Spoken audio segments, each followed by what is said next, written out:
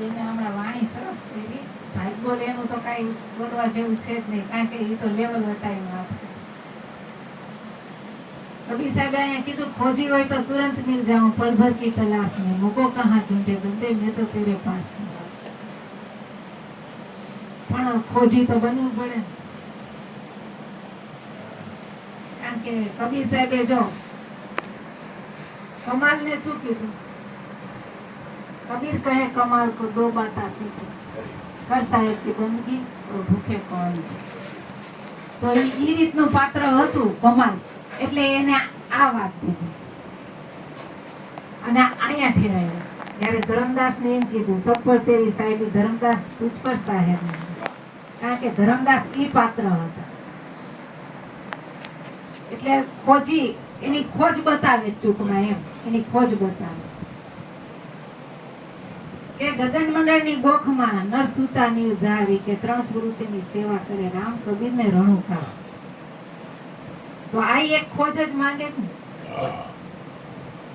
કારણ કે જેટલી લેવલ ટુ લેવલ વાત કરતા જાય એટલી ખોજ આપણી હોવી છે.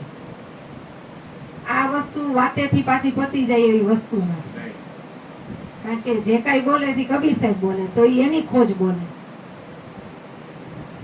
મોકો કહાં ઢૂંઢે બંદે, મેં તો તેરે પાસ, મેં તો પાસે જ છે, છતાં આગા આગા આગા આપણે જાય છે.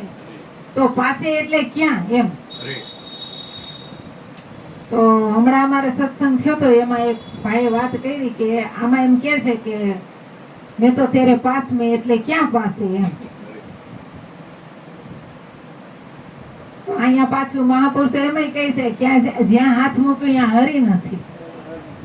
તો આને બતાવો ક્યાં છે ને. કારણ કે બધા મહાપુરુષોની આપણે રાય લઈ, એક મનોમંથન લઈ, તો કોઈ પોતપોતાના લેવલ ટુ લેવલ બોલ્યા. તમે ભીખુભાઈ તમારી જગ્યાએથી બોલો તો આ ભાઈ એની જગ્યાએથી બોલે, ઓલા ભાઈ એની જગ્યાએ. રાઈટ તમે ત્રણેય છો, પણ જે જેની ખોજ હોય ત્યાંથી બોલે ને. એટલે અહીંયા એમ કીધું કબીર સાહેબ આ વાત કરે તો એક મહાપુરુષે આ વાત કરી કે જ્યાં હાથ મૂકવું ત્યાં હરી નથી. તો હવે કોઈ વસ્તુ ઉપર હાથ તો મૂકવો પડશે ને.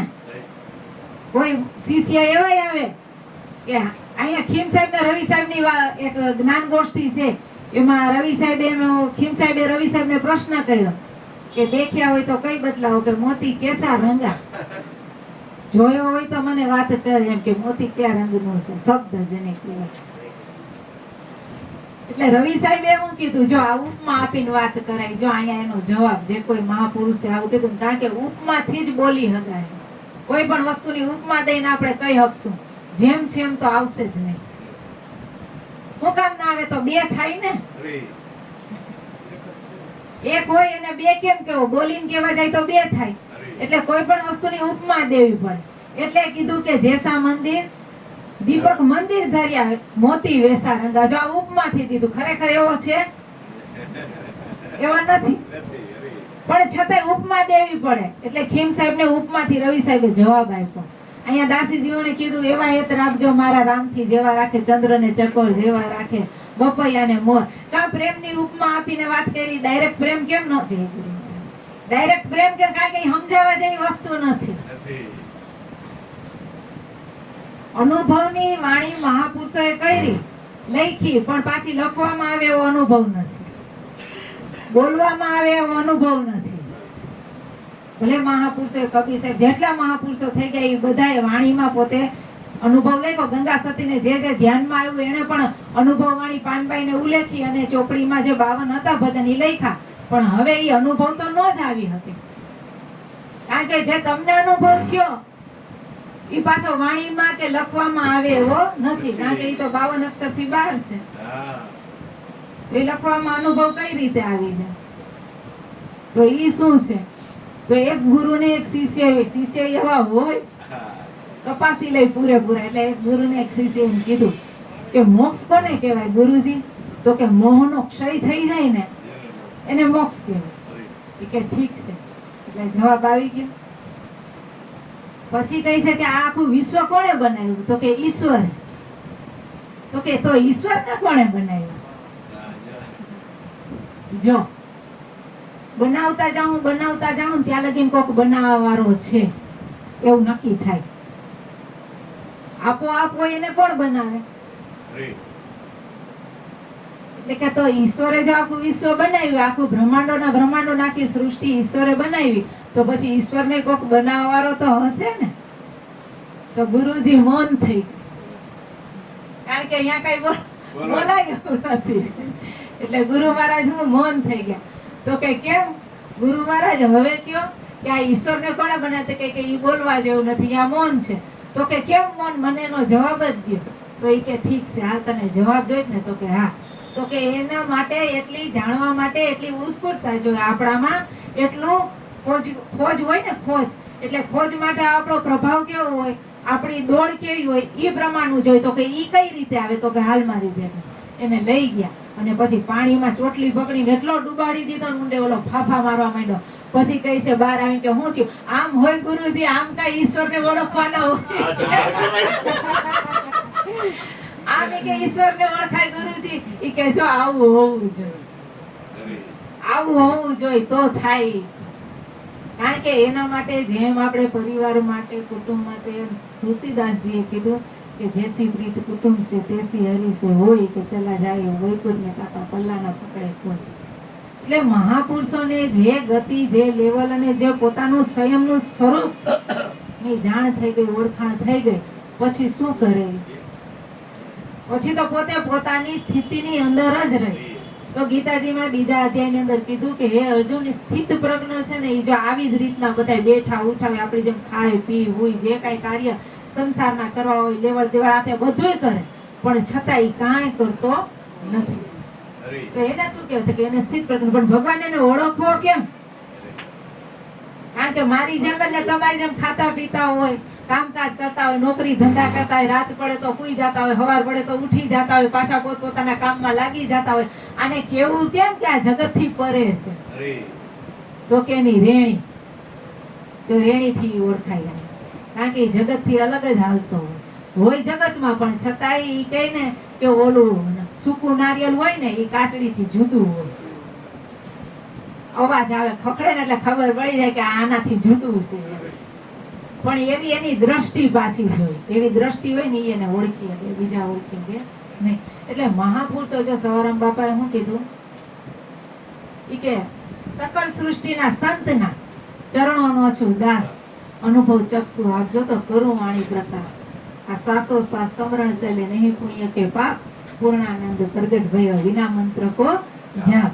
તો હું કીધું અહીંયા?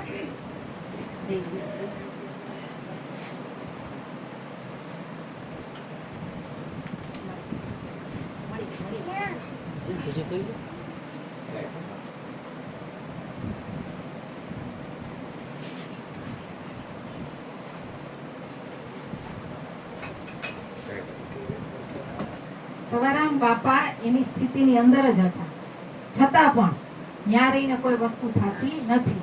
આપણે પેલા જ વાત કરી કે ઈ શિષ્યને પાણીમાં નાખી દીધા. હવે એને એમ કીધું કે તને અનુભવ કેવો થાય છે બોલ, તો એ પાણીની અંદરથી બોલી હકત નો બોલી હકત. એટલે એને બહાર કાઢ્યા ને, પછી એને આ વાણી આવી, ત્યાં વેખરી કર્યા કે એને અનુભવ શું છે. ત્યાં એમ ત્યાં જે અનુભવ થાય છે ને,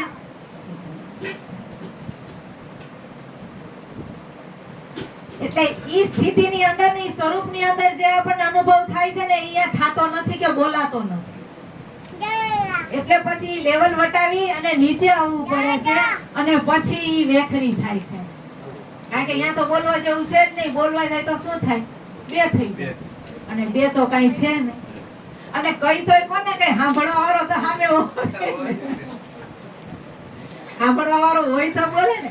એટલે અહીંયા કઈ બોલાતું નથી. એટલે પછી અહીંયા આવે નીચે, અને પછી એના કાર્ય કેવા હોય? તો એના હૃદયમાં કરુણા આવે, એના હૃદયમાં કરુણા આવે, મનની અંદર શું આવે?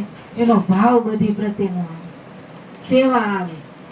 એ બધું કાર્ય ઈ કરવા માંડે ને એટલે ખબર પડી જાય કે આ એની સ્થિતિની અંદર. જલારામ બાપા શું હતા? એની સ્થિતિને પહોંચી અને પછી એને કેવા કાર્ય છે. તુકારામ મહારાજને જોઈ લો, જેટલા પણ સાધુ સંતો, સવારામ બાપાને જોઈ લો, એવડી મોટી સ્થિતિને પામી ગયા પછી કર્યું શું એને? કારણ કે એ પછી વિશ્વ કલ્યાણ માટે જ હોય. એને ખબર પડી ગઈ કે મારે જે કઈ કાર્ય કરવાનું હતું એ થઈ ગયું. એને જે પામવાનું હતું પામી લીધું. પામવા જેવું ન કહેવાય, પણ એને જ્યાં સ્થિર થવાનું હતું ત્યાં થઈ ગયા. પછી વિશ્વ કલ્યાણ હેતુ જ બધું કરે. તો એના માટે આવું ને આવું આપણે હાવ એટલે હાવ નજીકનું પાત્ર જોઈ લઈ તો હાવ નજીક જલારામ બાપાને કે તુકારામ બાપાને સવારામ બાપાને નથી જોયા, પણ આને તો આપણે જોઈ છે ને. તો ઈ એની મૂળ સ્થિતિને પામી ગયા, આમને મૂળ સ્થિતિને પામી ગયા. હવે શું કાર્ય કરી રહ્યા? તો એક કરુણા, એક પ્રેમ, અનક્ષેત્ર. તમે જો ભાવ પ્રેમ શું નથી મળતું. તો હવે એને ઈ જ કરવાનું. એની પાસે જે છે એ બાટે બધું. એટલે અહીંયા શું કીધું સવારામ બાપાએ કે સંતના ચરણની અંદર હું રહું છું. અહીંયા કબીર સાહેબે પણ શું કીધું કે સંત ચરણ મેં એસે રહું જૈસે પેરો તલે કી ઘાસ. વિચાર તો કરો, આવડી મોટી કક્ષા કબીર સાહેબની, છતાંય શું કીધું લેવલ નીચે આવીને કે સંત ચરણ મેં એસે રહું જૈસે પેરો તલે કી ઘાસ. અહીંયા પાછા એમ કે ખોજી હોય તો તુરંત મિલ જાઉં, કલ ભર કી તલાશ में મોકો કહા ઢૂંઢે બંદે મેં તો તેરે પાસ में. તો પાસે એટલે ક્યાં? તો જો એની વગર સંભળાતું નથી એટલો પાહે, એની વગર બોલાતું નથી એટલો પાહે, એની વગર હલાતું નથી એટલો પાહે, એની વગર જોવાતું નથી એટલો પાહે છે ને. કોઈ વસ્તુ એની વગર નથી થતી એટલો પાહે. છેલ્લે પાછું નામમાં કહી દીધું ઈ કે શ્વાસ, જે શ્વાસ છે ને મેં તો તેરે શ્વાસન કી શ્વાસ આવે જાય આવે જાય આવે જાય. કોનું ધ્યાન છે? પણ ઈ તો આપણને ખાલી એક ઉપમા જ આપી, હજી બાકી આવે જાય એવો નથી. ઈ આપણને લેવલ ટુ લેવલ લઈ જાય છે.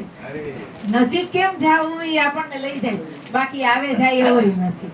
આવે ને જાય તો એને ઈ કહેવાય નહીં એમ. એને કેવું ઈશ્વર ના કહેવાય, ભગવાન એને કઈ કહેવાય જ નહીં ટૂંકમાં એમ, કાંઈ ન કહેવાય. આ તો આપણે ક્યાંક વાત કરવી હોય ને એટલે બોલવું. બાકી બોલવા જેવું 52 ની 12 હોય એને બોલવું કેમ? એને કકાબા રકડીમાં લઈ આવો. કકાબા રકડી હવે આવી તો ત્યારે શું હતું? મૌન. ભગવાન બુદ્ધને કીધું ભગવાન છે તો કે હા, તો કે ભગવાન નથી કે ના, કે છે કે નહીં તો મૌન. તો હવે હું બોલવું ઈ કે? કારણ કે છે એમ કહું તોય કઈક બને, નથી એમ કહું તોય કઈક છે. જો સત અને અસત, સત્ય નથી ને અસત્ય નથી તો શું છે? શૂન્ય. ખાલી એને કાંઈ ન કહેવાય. શૂન્ય હોય એને કાંઈ એને જો એકની પાછળ લગાડો ને તો એની કિંમત વધે, ને એકની આમ લઈ જાઓ તો પ્લસ માઇનસમાં થાય. પણ કિંમત તો બેયની છે હો, આગળ પાછળ બેયની છે, બેયની આવે. કારણ કે માઇનસ ઉપર જાવ ને તોય લાગે, અને આની પાછળ જાવ ને પ્લસમાંય લાગે. જો ઝીરોની જેને ખબર હોય ને તો, શૂન્યની જેને ખબર હોય ને ગણિત શાસ્ત્રની અંદર તો, કારણ કે એની કિંમત છે ને વધે. પ્લસ માઇનસમાં જાઓ તો એમ શૂન્ય છે ને એવું છે. તો તમે ઈશ્વર પણ એને લઈને આખી સૃષ્ટિની રચના કરે છે. કારણ કે જહાં સે ઉપના વહીં સમાના, શૂન્ય પદ નિર્વાણી રે, નિરાત નામ અકળ પદ પૂરા, તામે સુરતા સમાણી રે. ક્યાં? તો કે શૂન્ય. એને કાંઈ ના કહેવાય. શું કહે આપણે? બોલી તોય શું બોલ? આ કાંઈક આ બોબડું કહેવાય. શબ્દ અહીંયા લબત થઈ જાય. એક અક્ષર ગીતાજીની અંદર 8મા અધ્યાયની અંદર એક અક્ષર આપ્યો એવો કે હે અર્જુન, આ અક્ષર વગર કોઈ વાક્ય, કોઈ શબ્દ કઈ બનશે જ નહીં. એક અક્ષર છે ને, તું ગમે એક શબ્દ બોલીશ ને તેની વાહે આ અક્ષર લાગશે. તું કાઈ પણ બોલીશ ને એમાં એક અક્ષર એવો છે કે લાગશે ને. એક અક્ષર વગર એક વાક્ય નહીં બોલાય. વાક્ય તો હું શબ્દ નહીં બોલાય, શબ્દ તો હું પણ અક્ષર નહીં બોલાય. હમણાં જ એક વાત થઈ હતી, અમારા ગુરુ પૂનમના દિવસે સત્સંગ થયો હતો. એટલે એક ભાઈએ પ્રશ્ન કર્યો, બોલ ગુરુ પૂર્ણિમાના દિવસે તો ગુરુના ગુણ ગાવાના હોય, પણ ઈ ભાઈ હતા બહુ ટોચ લેવલના. એટલે એને એક પ્રશ્ન એવો કર્યો કે વેદ થકે વાણી થકે થકે શેષ મહેશ, ઈ કે ગીતાજી કો ગમ નહીં ત્યાં સદગુરુ કા ઉપદેશ. એટલે કે ગીતા કાંઈ ન કે એમની ભાઈ બોયલા. એટલે એની ઉપર તો અમારા રાતના 3 વાગ્યા એ પ્રશ્ન ઉપર. એટલે ઈ કે ગીતાજી કાંઈ ના કહેવાય, ઈ ચોપડિયું જ્ઞાન કહેવાય, ઈ થોથા કહેવાય ને આમ ને તેમને. તો ઈ કે એમાં કૃષ્ણ ભગવાને આવું કહી દીધું તો ઈ કે ગુરુ કરવા કોણ જાય? કે ગીતાજી માંથી જ્ઞાન મેળવી અને ઈ કે પરમ તત્વને પામી ન લઈ. એટલે પછી મને પૂછ્યું કે બેન તમે જરીક આવો તો આ જવાબમાં. મેં કીધું પેલા તો તમે વાણી જે બોલ્યા ને એને વિચારો. કારણ કે વેદ થકે વાણી થકે. વાણી થાકી ગઈ ને હવે તમે મને એમ કહો કે બોલો તો આમાં બોલવું કેમ? વાણી લબત થાય છે તો વાણી સિવાય તો બોલાય જ નહીં. તો અહીંયા વાણી નોય ન પાડે છે કે ગીતાની તને ખબર નથી પડતી તો સદગુરુના ઉપદેશની તને ખબર શું પડશે?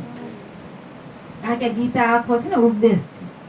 અને ગીતાજીની ખરેખર ખબર ક્યારે પડે? જ્યારે સદગુરુનો ઉપદેશ લઈ લઈને પછી ગીતાનો ગમ પડે. કારણ કે કૃષ્ણ ભગવાનને ખુદને જ્યારે ઉપદેશ લેવો થાય ને, તો આ 5 તત્વના શરીરમાં આવ્યા અને અર્જુનનો ઉપદેશ કર્યો.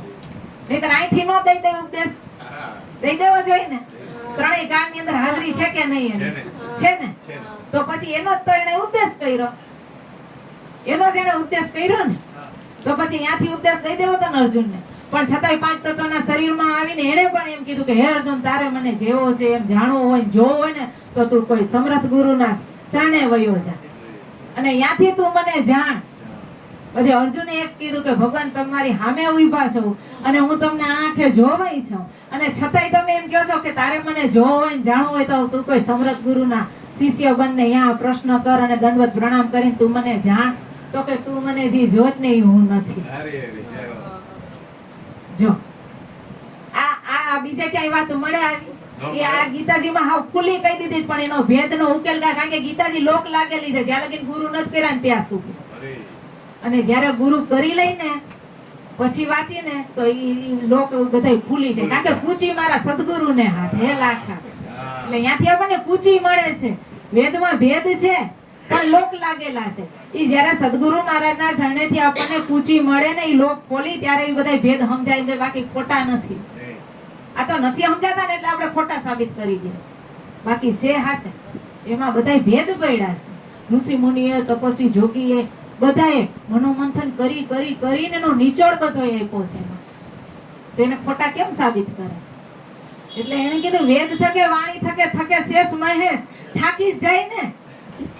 કારણ કે આ ગુરુગમ વગર ખબર પડે એવી વસ્તુ નથી. આ કે ગીતાજી કો ગમ નહીં, તા સદગુરુ કા ઉપદેશ. આ સદગુરુનો ઉપદેશ લીધા પછી તો આ સમજાય એવી વસ્તુ છે. બાકી સમજાય એવું જ નથી. આ પહેલા વાંચો ને પછી વાંચો ને એમાં ભેદ છે. પછી વાંચીને એટલે ઉકેલ. એમાં કીધું કૃષ્ણ ભગવાને, હે અર્જુન, અક્ષર બ્રહ્મ સ્વરૂપે વ્યાપક છે. તો હમણાં ગીતાજીના પાનિયા ખોલ નાખો તો કૃષ્ણ દેખાય, પણ ગુરુના ગમ અને ત્યાંથી વાત જાણ્યા પછી ખોલો તો કૃષ્ણ સિવાય કઈ દેખાય નહીં. કારણ કે વાગ્યમય મૂર્તિ છે. કૃષ્ણ ભગવાન છે ને, એ બોલે. ભલે આપણે કબીર સાહેબ ની હાજરી છે કે નહીં અત્યારે? આપણે એમ કઈ થઈ ગયા પણ છે. જયારે નામ લ્યો ને એટલે હાજર. અને નામ લ્યો કે ના લ્યો તોય છે ને. એ ગુરુ નું બાળક હોય ને એને ધ્યાનમાં આવે, બાકી નો આવે. આપણે એમ કહીએ હાજર છે તો બીજા હોય તો ગોતે ને કે ક્યાં છે. કારણ કે એ શું કરે ખબર છે? એ આ માળખા ઉપર જાય. આ જે આકાર છે ને, રૂપ છે ને, એની ઉપર જાય. તો નામ રૂપ ગુણ તો છે ને, જ્યાં ઠેરાવી છે અહીંયા છે ને. બરાબર? કારણ કે ઈ આવે ને જાય એવી વસ્તુ કાયમ છે. એટલે કૃષ્ણ ભગવાને કીધું કે ત્રણેય કાળની અંદર મારી હાજરી છે, પણ તું જેને જોશો ને ઈ હું નથી. એટલે જે કાયમ છે ને એને જાણવા માટે તારે ગુરુના શરણે જવું પડશે.